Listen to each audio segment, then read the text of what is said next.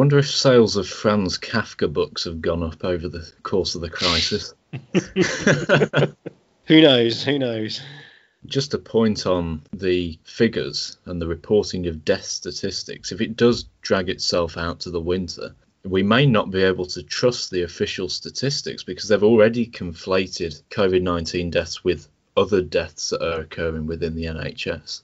Well, statistics are an interesting one. You know, there's lies, damn lies, and statistics. Now, yeah, if you look at the way the UK records deaths, it does differ from other countries, which makes it hard to compare. But it is also very hard because I don't know if this is it is perhaps a failing of the education system. I'm somewhat fortunate because I actually did statistics as a subject after school. So I feel that perhaps I'm able to comment on these ever so slightly more. But there seems to be a lot of people struggling to understand some of the statistics. And you see some very strange statements. So, for example, if you look on social media, there's a lot of people saying things like, well, the number of people being diagnosed with it is still going up, so we can't release the lockdown. And you just think, well, yeah, that's obvious. The amount of testing has gone up from around sort of 5,000 to 10,000 tests a day to nearly 100,000 tests a day. Now, I know they've managed to do more than 100,000 tests, but for the last week or so, it's been less than that. So let's say it's 80,000, 90,000 a day. That's a tenfold increase in tests. If you're not detecting more people with it, you're doing something wrong. Because you're sampling such a small number of the population, you can't possibly be sampling everyone that's got it. So inevitably, by doing more tests, you will get more diagnosis.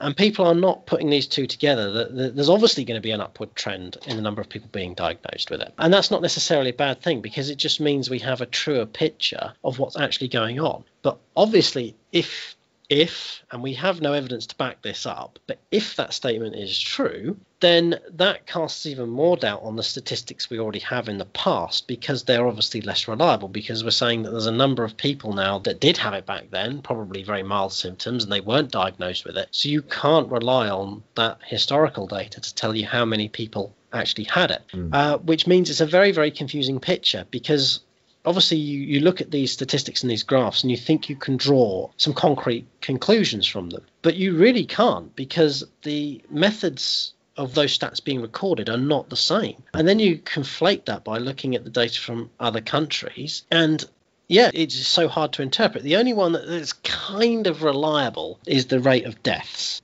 And that's simply because if someone dies, ultimately someone like an undertaker tends to find out about that. Or, you know, obviously if you're on death's door, you tend to go to hospital. So you're much, much more likely to be tested and confirmed. But yeah, given the process of counting anyone who dies with it rather than anyone who dies from it, that obviously complicates the issue more because it's perhaps, you know, seen as a more dangerous disease than it actually is because, you know, if you've got 100 things wrong with you and you get this and it's the 101st thing that pushes you over the edge, it's not that one thing that potentially killed you, it's potentially the combination. But again, it's very difficult with that because if you've got, if you're worried about thousands of people storming through the doors of a hospital demanding treatment, you probably don't want to be wasting time on determining the exact cause of someone who's now died. Because at the end of the day, it doesn't help them, it doesn't help their families who are obviously suffering immensely from a loved one dying. It doesn't help anyone.